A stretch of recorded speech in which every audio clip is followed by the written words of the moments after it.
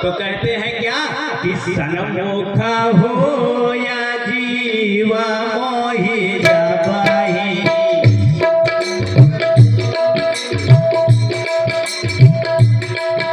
कोटि जाना माया गना साहे जबाहि। मेरे परमात्मा कहते हैं कि एक बार कोई मेरे सन्मुख आ जाए ना तो मैं उसके करोड़ों करोड़ों जन्मों के पापों का नाश कर देता हूँ। लेकिन सन्मुख आएगा कौन? जिसको आप बुलाएंगे वही आएगा। एक ही साधन है, दूसरा कोई साधन नहीं है। यह काली काल ना साधन दूजा, कली कालन साधन दूजा, जोग जाग जप तप व्रत पूजा। तो कैसे होगा? वह परमात्मा कैसे आएगा? मात्र एक साधन है। कौन सा साधन? जो मेरे हनुमान जी महाराज ने उपयोग किया, उसी साधन का उपयोग कर लो। क्या? पवन सुमिर पावन सुत पावन नामो, सुमिर पवन सुत पावन नामो, अपने ये बस करी राखे रामो। बस कर राखो राम। परमात्मा का एक नाम मात्र ही है जिसका सुमिरन करके आप निरंतर अगर सुमिरन किया जाए तो परमात्मा कहीं दूर नहीं है, आप ही के अंदर विराजमान है। कहेंगे मानेंगे नहीं, क्यों नहीं मानेंगे? कहें किसी अन्य शास्त्र से प्रमाण दीजिए तब मैं मानूंगा।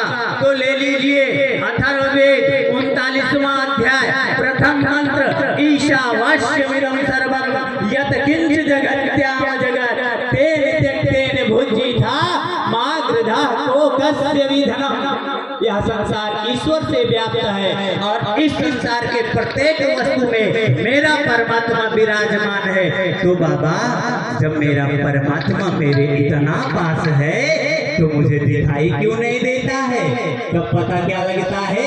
संतों ने कहा जिस प्रकार से आज के दिसंबर और जनवरी के महीने में भयंकर कोहरा पड़ता है और उस कोहरे में जब हम चलते हैं तो सामने का मार्ग दिखाई नहीं देता है। तो लेकिन जब निर्भय होकर के हम अपनी गाड़ी को चलाते रहते हैं तो परमात्मा की कृपा से हम अपने गंतव्य स्थान तक पहुंच जाया करते हैं। ठीक उसी प्रकार से मेरा परमात्मा मेरे सामने विराजमान है, लेकिन ये दिखाई कब देगा? जब सदगुरुदेव भगवान के द्वारा दिए गए उस यंत्र के मंत्र के माध्यम को अपनाएंगे, निरंतर उसका सुमिरन होगा, जप होगा, तो मेरा परमात्मा मेरे सामने ही प्रकट होगा। बोलो सदगुरुदेव भगवान की। यही एकमात्र साधन है।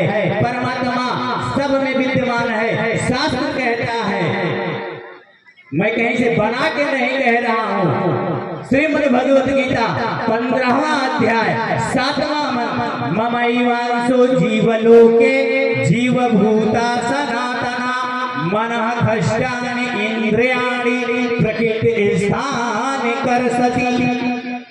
वह सनातन जीव, ये जो जीव है ना, ये सबके अंदर विराजमान है और इस जीव को अंश कहा गया है। अंश निकला कहाँ से है? अरे महाराज, एक ही तत्व है, इसी तत्व से यह परमात्मा आया है और सबके अंदर विराजमान है। अगर विराजमान न होता तो बाबा गोस्वामी तुलसीदास जी महाराज मानस में अर्चना न करते कि सिए राम माया सब जग जाने, राम मैं सब जग जाने, कराओ प्रणाम जोर जुग पानी।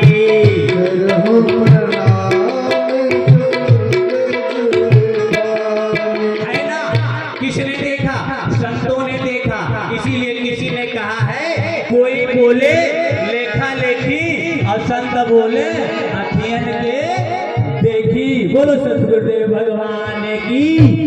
यही एक परमात्मा सर्वत्र सर्व जगह व्याप्त है, विराजमान है, जिसके ऊपर जो अपने सदगुरु के चरणों में समर्पित होता है, मेरे गुरुदेव भगवान की परम कृपा से इस परम परमेश्वर का दर्शन भी कर लेता है।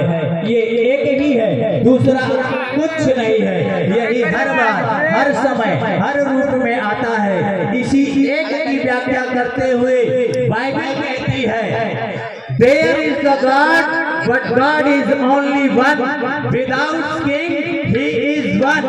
पहले तो ईसा मसीह ने कहा, ओह माय ब्रदर, ए मेरे भाइयों, ये जो परमात्मा है वो एक है। लेकिन उन्होंने जब पता चला कि मैं किसी एक व्यक्ति के लिए नहीं आया, मैं किसी एक संप्रदाय के लिए नहीं आया, मैं किसी एक समूह के लिए नहीं आया, मैं किसी एक धर्म के लिए नहीं आया, इस संसार में परमात्मा के नाम का विस्तार करने के लिए, जग कल्याण के लिए आया हूँ। तो उन्होंने कहा, ओह द ऑल पीपल्स, ए पूरी दुनिया के लोगों, there is the God, but God is only one, without king he is one, he has no partner, he is alone. यह जो परमात्मा है ना, वह एक है, बिना राजा का है, इसका कोई साथी नहीं है, यह एक ही है। ही हैज नो पार्टनर, इसका कोई साथी नहीं, he is alone, he has no partner, he is alone. Alone माने अकेला, यह बिल्कुल अकेला है, लेकिन अकेला होते हुए भी सब में व्याप्त है। इसके अलावा संसार में कुछ है ही नहीं है, वो केवल यही एक परमात्मा है।